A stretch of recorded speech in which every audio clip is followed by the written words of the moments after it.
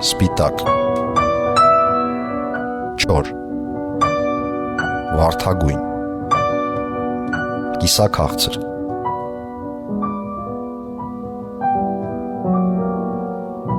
կարմիր, Swan Lake Wine Bar, գինու սիմֆոնիա, Տերյան Սայաթ-Նովա խաչմերուկ, Կարապիլի ջրամանցի համալիր, հեռախոս 096 35 10 00։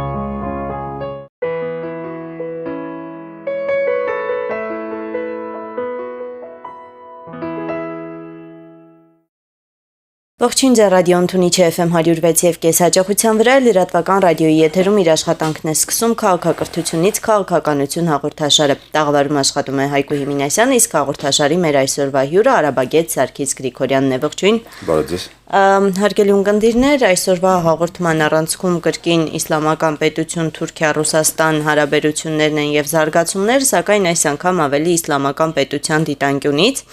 Օրեր առաջ մեր տաղավարում էր թուրքագետ Գայանե Չոբանյանը, ներկայացնում էր, թե ինչպես է թուրքական իշխանությունները ամիսներ շարունակ այսպես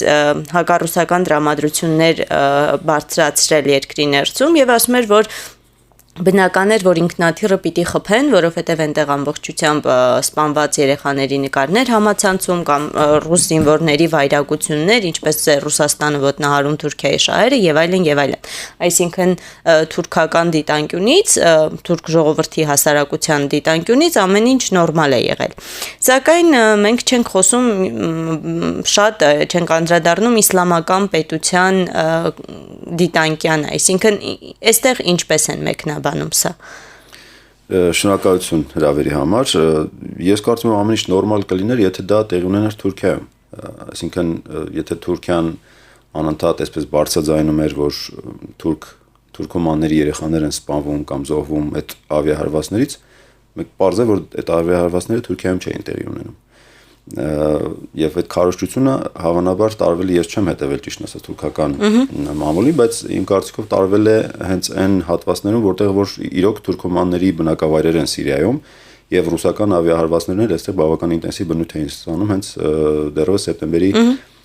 վերջից, երբ որ սկսվեցին այդ ավիահարվածները։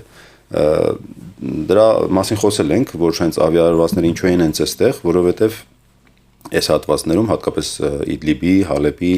Լաթակիայի այս հատվածում Սիրիայի հյուսիս արևմտյան հատվածներում այստեղ կառավարական ուժերը նահանջում էին մինչև ավիահարվածները,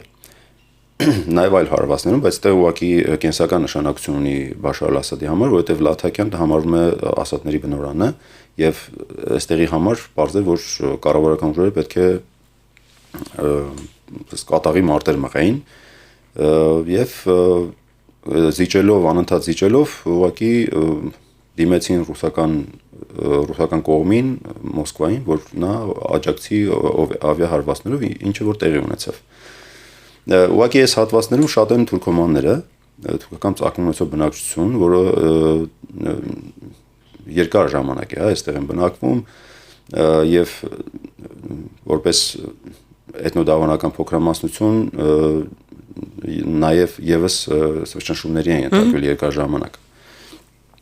եւ Սիրիան որպես միասնական պետություն, հա, որպես ամբողջականություն, այս քաղաքականության շրջանակներում պարզ էր, որ նրանք չէին տեղավորվում Ասադների վարած քաղաքականության շրջանակներում եւ ինչը որ տրամաբանական էր, այդպես էր եւ հակամարտությունն էլ, որը որ սկսվեց, եւս պետք էր այս խնդիրը բավական այսպես սուր թեժ այսպես հանգուցալուծման փուլում պահեր եւ պարզ է, որ նաեւ Սիրիայի հարևան Թուրքիան պետք էր օգտագործել այս գործոնը, թուրքոմանների գործոնը, ինչը որ մենք սիրիական հակամարտության ընթացքում բազմիցս տեսանք։ Եթե հիշում եք, 1 տարի առաջ, այսինքն 2014-ի մարտին նաեւ այս թուրքոմանների գործոնը հրահրվեց, օգտագործվեց եւ այստեղ թուրքական ծագում ունեցող խմբավորումներն էլ օգտագործվեցին, երբ որ Քեսաբի վրա են հարձակվում։ Իսկ Քեսաբը հենց այս հատվածում է, հայկական Քեսաբի վրա, եւ ոչ միայն սահմանը օգտագործվեց Թուրքիայի, այլև հենց Իդլիբի, Լաթակիայի հյուսիսի բնակավայրերը, որտեղ որ արդեն կային այդ խմբավորումները եւ թուրքական կողմի անմիջական օժանդակությամբ նրանք հարձակվեցին ուրեմն Քեսաբի վրա։ Նույնն էլ կարծում եմ այստեղ դեռևս Քեսաբը լավ կարողացան կառավարական ուժերը վերանվաճել, բայց որոշ հատվածներ դեռևս այդ խմբավորումների եւ այս թուրքոմանների այսպես ակտիվ վերահսկողության տակ էին եւ այստեղից բազմիցս եւ ռմբահարումներ էին իրականացվում կառավարական ուժերի վերահսկողության տակ գտնվող տարածքներում, քեսապներ բազմիցս ռմբահարվում եւ ընդհանրապես այստեղ բավական այսպես ակտիվ process-ներ էին գնում խմբավորումների մակարդակով եւ այս ավիահարվածներն էլ հենց այս խմբավորումների դիրքերին էր ուղղված եւ հիմա էլ ուղղված է Եվ պարզ է, որ հենց այս ավիահարվածների տակ նաև պետք է խաղաղ բնակչություն զոհվի։ Այնպես որ տրամաբանական էր, որ այս ինտենսիվ ավիահարվածները պետք է հանգեցնեին բավական այսպես թեժ իրավիճակի այս հատվածներում, ինչը որ մենք տեսանք։ Իսկ մի հարց եմ ուզում տալ, ինչպես է ստացվում, հա, որ միջուկային գերտերություն Ռուսաստանը, Միացյալ Նահանգները, Ֆրանսիան, ամբողջ աշխարհը հավաքվել է այս մի հատ փոքրիկ չարիքի դեմ եւ որևէ կերպ չեն կարողանում սա վերացնել։ Այսինքն որքանով են այստեղ մարդիկ այս զորքերը, որոնք գտնվում են այնտեղ ոչ թե իրենց շահերը պաշտպանում, իրենց ներկայությունը ապահովում ռազմական, այլ իրոք պայքարում այդ իսլամական պետության դեմ։ Արդյոք հնարավոր էր, որ ամբողջ աշխարհը հավաքվեր մի հատ այդ այսպես հա բանակ չունեցող, ինչ որ չգիտեմ ինչ զինամթերքներ չունեցող, ինչ որ խմբավորման հետ անգամ պետություն չի եւ որևէ արդյունքի չհասներ։ Սա ինչ է։ Ես տեսեք, իսլամական պետությունը այնպես չի որ բանակ չունի։ Դե կանոնակարգված էլի, այսինքն կռվողներ ունեն, բայց կռվողներ կան, փորձառություն ունեցող են թվում կռվողներ, տարածաշրջանում, ասենք, մատի վրա կարելի է հաշվել երկրներ, տարածաշրջանում էս, որտեղ որ ունեն մարտական փորձ ունեցող բանակ։ Իսկ այս իսլամականների շրջանում արդեն կան այդ փորձ ունեցողներ, որոնք արդեն այդ մարտական այդ թեժ պայքարի, ջիհադական պայքարի այդ տարբեր փուլերով անցել են տարբեր հատվածներում։ Այնպես որ իրանք ունեն փորձ։ Բացի դրանից իրանք ունեն բավական լուրջ զինտեխնիկա։ Այսինքն ինչով են նրանք պակաս իրաքյան կառավարական ուժերը, երբ որ Մոսուլը թողում էին, մոտ 30,000 կանոնավոր բանակ այդ 30,000 զինվորականներ թողեցին նաև իրենց զենք ու զինամթերք, ընդ որում բավական ժամանակակից արևմտյան զինամթերք, բավական լուրջ, եւ այս իսլամական պետությունները վերցրեցին այդ զենք ու զինամթերքը։ Հիմա դրանով են զինված։ Հետո այդ զենք ու զինամթերքը շատ արագ տեղափոխեցին իհարկե սիրիական ճակատ եւ այստեղ բավական լուրջ հաջողություններ արձանագրեցին։ Հիմա այդ զենքով են նրանք կռվում։ Բայց այնուամենայնիվ եթե համեմատում ենք թե ինչ է նրան դեմ կանգնած, միևնույն է, ինձ թվում է անհավասարակշիռ պայքար է, հա, եւ ուրեմն անկեղծ չեն այն մարդիկ, ովքեր ասում են թե իրոք պայքարում են իսլամական պետության դեմ։ Դե օթային հարվածներ կան, բայց օթային հարվածներին զուգահեռ համակային գործողություններ, կերտերությունները չեն գնում։ Դրա նույնպես բացատրությունը կա, հասկանալի է, որովհետեւ նրանք ունեն Իրաքի փորձ, Ռուսաստանի ու Աֆղանստանի փորձ, այսինքն մտնել մուսուլմանական երկիր, որտեղ կարծում եմ բնակչության որոշ հատվածը նաև աջակցում է այդ ուժերին, կարծում եմ դա արկածախնդրության նման է եւ գնալ այս փուլում, գնալ ցամաքային գործողությունների, կարծում եմ դա տրամաբանված չի նրանց կողմից։ Բայց օթային հարվածներ անշուշտ կան, օթային հարվածները զգալի են։ Ես կարծում եմ օթային հարվածներն են, որոնք դրդում են իսլամական պետությանը որոշակի ակտիվության նաև այս տարածաշրջանից դուրս։ Օրինակ Փարիզի դեպքերը ես կարծում եմ հենց այդ օթային հարվածների անմիջական հետևանքն էին, հա։ Երբ որ իսլամական պետությունը փորձում է փոխել մարտավարությունը, ոչ միայն կենտրոնանալ այս հատվածում, այլև փորձել է ջիհադական պայքարը արտահանել նաև այլ աշխարհի այլ հատվածներ։ Բայց ելի եմ ասում իսլամական պետությունը դեռևս բավական այսպես ներուժ ունի եւ դեռևս կարողանում է ոչ միայն վերահսկել իր տարածքները, չնայած վերջին շրջանում նկատում է որ կորցնում են տարածքներ, այդ այնուամենայնիվ դեռևս այդ մեծ ծավալների չեն հասել այդ տարածքներ կորցնել եւ նա դեռևս վերահսկում է այն տարածքները, այն հիմնական տարածքները, որոնք որ արդեն երկար ժամանակ է նրանց վերահսկողության տակ են։ Սարգիս, կարելի է ասել, որ իսլամական պետություն կազմակերպությունը առհասարակ փոխեց բոլոր կարծրատիպերը պետություն հասկացության մասին։ Այսինքն, եթե Դու Ղարաբաղետներդ մեզ երկար ժամանակ հորդորում էիք, որպեսզի ճակերտների մեջ գրենք պետություն բառը, որովհետև սա կազմակերպություն է, նա կարծես արդեն պետության այս ձևակերպումները, հա, միջազգային ճանաչում, զինանշան, դրոշ եւ այլն, սահմաններ միջազգային ճանաչված փոխեց։ Այսինքն որտեղ կա կռվող բանակ եւ կամ կապրելու այդտեղ ինչ որ էթնոս հանրույթ կա, ապա դա ինքը իր համար սարքում է պետություն, փոխելով կարծրատիպերը աշխարհում։ Բայց փոխեց այն մարդկանց շրջանում, որոնք որ կիսում են նրանց գաղափարները։ Օրինակ սուննիական մեծ հանրույթ կա աշխարհում, որը որ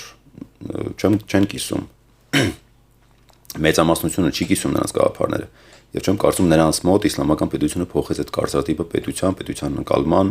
սահմանների, զինանշանի, եւ այլն։ Իսկ կհաջողվի արդյոք այդ խալիֆայության գաղափարը, թե դա եւս տապալվեց, որը սկզբից առաջ էր գալիս։ Խնդիրը նա է, որ այս գաղափարը, որը որ շատերը կարծում են, որ տապալված է, հա, դատապարտված է, չի կարող արձագանք ունենալ 21-րդ դարում մարդկանց մեջ, դա փաստորեն իր արձագանքը գտնում է։ Եվ բավական ակտիվ այսպես արձագանք է գտնում։ Եթե այդ արձագանքը չլիներ, ապա այս մեծ ներհոսքը, հա, իսլամականների կամ այդ գաղափարներով տոգորված մարդկանց չէր նկատվի դեպի մերձավոր Արևել, դեպի իսլամական պետություն։ Իսկ այդ մարդկանց շրջանում բավական երիտասարդներ կան։ Հիմնականում երիտասարդներ են։ Պատկերացնում եք, չէ՞, այդ Եվրոպայի այդ բարեկեցիկ կյանքով ապրող մարդը թողնում է ամեն ինչ եւ որոշում է գալ դառնալ իսլամական պետության զինվոր եւ զոհվել այդ իսլամական պետության համար։ Արձագանքը կա, անշուշտ, եւ դա անսպասելի էր, մեծ հաշվով անսպասելի էր։ Բայց ել եմ ասում, որպես կարծրատիպ փոխել, չեմ կարծում, որ կհաջողվի մեծ հաշվով, որովհետեւ ելի պետք է կրկնվեմ, 1 միլիարդ ու կես մոտավորապես մուսուլմաններ են ապրում, որի զգալի մասը, մեծ մասը ուղղակի չի կիսում այս գաղափարները։ Եվ նրանց խորհուրդ են այս գաղափարները, եւ նրանք դատապարտում են իսլամական պետությունը, ասում են, որ ընդհանրապես իսլամի հետ կապ չունի։ Սա է իրողությունը, բայց արձագանքը անշուշտ նկատվում է։ Մենք մեր հաղորդումներում հաճախ անդրադառնում ենք ադրբեջանցիների մասնակցությանը այս գործընթացներին, նշում ենք, որ վտանգները մեզ համար այն է, որ այստեղից կգան կռվածները, կամ ասում ենք, որ կարող է մի օր էլ այս իսլամական հեղափոխություն կոչվածը տեղափոխվի նաև Ադրբեջան։ Այս պահին ինչպիսին է իրավիճակը Ադրբեջանում, նաև Թուրքիայի հետ կապված, հա, դեպքերից հետո։ Ադրբեջանում միշտ այս գաղափարները ակտիվ են եղել եւ Ադրբեջանն էլ այն մատնանշած արձագանքը նույնպես նկատվեց Ադրբեջանում իսլամականների իսլամական գաղափարներով, արմատական գաղափարներով առաջնորդող ադրբեջանցի երիտասարդների շրջանում։ Այո, նրանց թիվը բավական մեծ է եղել եւ նույնիսկ մի փուլ եղավ, որ բավական շատ արդեն թվով ադրբեջանցիներ են գնում եւ նույնիսկ ադրբեջանական լրատվամիջոցներ ընդունեցին, որ ադրբեջանցիներ են այնտեղ կռվում, ընդունեցին, որ արդեն մեծ թվով ադրբեջանցիներ են զոհվում։ Ադրբեջանում դա անշուշտ նկատվում է, որոշ ակտիվություն հատկապես նկատվում է հյուսիսային հատվածներում, բայց ընդհանուր առմամբ հիմա արդեն այդ տենդենսները նկատվում են նաև խոշոր քաղաքներում, Ադրբեջանի Բաքվում, Սումգայիթում, այս գաղափարները բավական ակտիվ են։ Անշուշտ այդ կռվողները ոչ բոլորն են մահանում ադրբեջանցիներից եւ շատ շատերը հետ են վերադարձել Ադրբեջան։ Դե, չգիտեմ, դա քարոզչության մի մաս է հավանաբար, որ Ալիևյան, պրո-ալիևյան լրատվամիջոցները բազմիցս հայտնում են, որ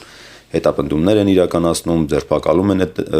զինյալներին, որոնք որ հետ են վերադարձել եւ այլն, բայց նաեւ դրան զուգահեռ տեղեկություններ կան, օրինակ, որ շատ իսլամականներ հրավիրում են ոստիկանություն, հարցաքննում են եւ ազատ են արձակում։ Դե այստեղ որոշակի միտումներ կարելի է տեսնել իհարկե անշուշտ եւ ոչ այսպես անկեղծ չի, հա, Ալիևյան վարչակարգը այս վտանգի դեմ պայքարում եւ այստեղ որոշակի նաեւ ուղղորդումներ են նկատվում։ Դա ես կարծում կշարունակվի Ադրբեջանում, բավական շատ են ադրբեջանցիները իրոք, ուղղակի այստեղ մի ճշգրտում կարելի անել, իսլամական պետությունը լքում են այն իսլամականները, որոնք որ կարծես աչքի չեն ընկնում։ Այսինքն այն մասան, որը որ նրանց պետք է, նրանց հաստատ չեն թողնի իսլամական պետությունը որ լքեն։ Այստեղ երևի հավանաբար ձախողված, չգիտեմ, չստացված ինչ որ մի բան, այս իսլամականներն են, այս նկարվելու համար ժամանած։ Նաև դե անկեղծ ջիհադական պայքարի մեջ մտած այդ իսլամականները զոհվում են եւ շատ արագ գնում են Ալլահի մոտ, իսկ կարծում եմ հենց այդ այն մարդիկ են, որոնք որ ձախողել են եւ փորձում են հետ վերադառնալ։ Եվ կարծում եմ դրանց չեն խոչընդոտում մեծ հաշվով եւ նրանք նաեւ գնում են հավանաբար նաեւ նրանց օգտագործում են այստեղ քարոզչություն իրականացնելու տեղերում գրավչությունը, հա, այսպես ապահովելու եւ նրանք գնան համոզեն, որ այո, եկեք իսլամական պետություն եւ այլն եւ այլն։ Դրա համար են թողնում։ Բայց նրանք, ել եմ ասում, նրանք վտանգավոր են շատ, փորձ են ձեռք բերել եւ նրանցից ամեն ինչ սպասելու է տարածաշրջանում։ Ինչը որ նկատում եմ։ Շատ անհնար է, հա, հիմա ինչ որ ճշգրիտ կանխատեսումներ անել, բայց ուր է գնում իսլամական պետությունը, այսինքն թե ուր կգնա Ռուսաստանը, ուր կգնան Թուրքիան, իրոք հնարավոր չի կանխատեսել դեռ, բայց շատերը նաև նշում են, որ հնարավոր է այս պայքարը Սիրիայից տեղափոխվի մեր Հայաստանի տարածաշրջան, հա, մասնավորապես ռուսները խոսում են Արևմտյան Հայաստանին վերադարձի մասին, խոսում են, որ Մոսկվայի պայմանագիրը եւ պետք է Կարսի պայմանագիրը վերանայվեն եւ այլն, մյուս կողմից էլ այս թուրքերն են ի պատասխան սրա խոսում, որ պետք է օգնեն իրենց եղբայր ադրբեջանցիներին մեր տարածաշրջանում։ Ղարաբաղի հարցը այսպես վերջնական ճշգրիտ լուծելու համար, արդյոք սա համապատասխանում է իրականությանը։ Ես չեմ գիտեք ոնց սա զգացմունքային պորտկումների մակարդակով կարելի է դիտել, հարթության մեջ կարելի է տեսնել եւ ես կարծում եմ, որ շատ արագ այս հակասությունները շատ արագ կլուծվեն։ Իհարկե դեռևս այսպես հռետորական մակարդակով, գործողությունների մակարդակով այս ռուս-թուրքական հակասությունները կարծես թե խորանում են, բայց ես չեմ կարծում, որ դա երկար կտևի։ Այստեղ խնդիրը նրանում է, որ քանի որ այս ամեն ինչը իհայտ եկավ սիրիական, այսինքն Սիրիան էր պատճառը։ Ես կարծում եմ չափազանց կարևոր կլինի թե այս զարգացումները ինչքանով կազդեն ներսիրիական զարգացումների վրա, որովհետև կարծես հիմա այս հակասությունները բացահայտ են, բայց սրան զուգահեռ նաև երկրները չեն մոռանա իրենց լատենտային եւ այսպես ծածուկ միջամտությունը գործընթացներին եւ այդ լատենտային գործընթացներին, որոնք որ հիմա տեղ ունենում Սիրիայում։ Առավել եւս այս հատվածներում, որտեղ որ մեծ հաշվով իսլամական պետության զինյալներ չկան, այլ խմբավորումներ են։ Ես կարծում եմ Թուրքիան դա կշարունակի անշուշտ այս թուրքոմանների շրջանում իր ակտիվություն պահել եւ կփորձի այստեղ եւ Թուրքում այդ բնակչության մակարդակով եւ այստեղ խմբավորումների թուրքական ցակումով խմբավորումների մակարդակով դեռևս օժանդակել աջակցել այս ուժերին, որոնք որ կան այստեղ։ Իսկ պարզ է, որ Ռուսաստանը առավել եւս իրական կառավարական ուժերը կփորձեն այս տարածքները ետ բերել։ Սա այսպես, իսկ ընդհանրապես իսլամական պետությունը ուր է գնում։ Ես կարծում եմ իսլամական պետությունը այդ պետության գաղափարը, որը որ բավական առանցքային էր նրանց գաղափարախոսության մեջ, նրանք այդ գաղափարը դրել են, հատկապես այս տարածքներում։ Հիմա խնդիրը նա է, թե արդյոք նրանք կարող են ընդլայնվել, թե կմնան այս տարածքներում եւ կփորձեն դիմակայել արդեն աստիճանաբար նրանց վրա առաջ եկող ցամաքային ուժերին, խոսքը վերաբերում է քրդերին, սիրիական կամ իրաքյան կառավարական ուժերին կամ նրանց հարող կառույցներին։ Դեռևս այս պահին կարծես թե ընդլայնվել էլ չի ստացվում եւ նրանք փորձեն այսպես պարփակվեն իրենց այդ պետության սահմաններում եւ փորձեն հնարավորինս պահել այս տարածքները։ Դա նկատելի է։ Շնորհակալություն Սարգիս, հարգելի ունկնդիրներ, հիշեցնենք լսում եք քաղաքակրթությունից քաղաքականություն հաղորդաշարը, տաղավարում աշխատում էր Հայկո Հիմինասյանը, իսկ հաղորդաշարի մեր այսօրվա հյուրը արաբագետ Սարգիս Գրիգորյանն էր։ Հաջողություն։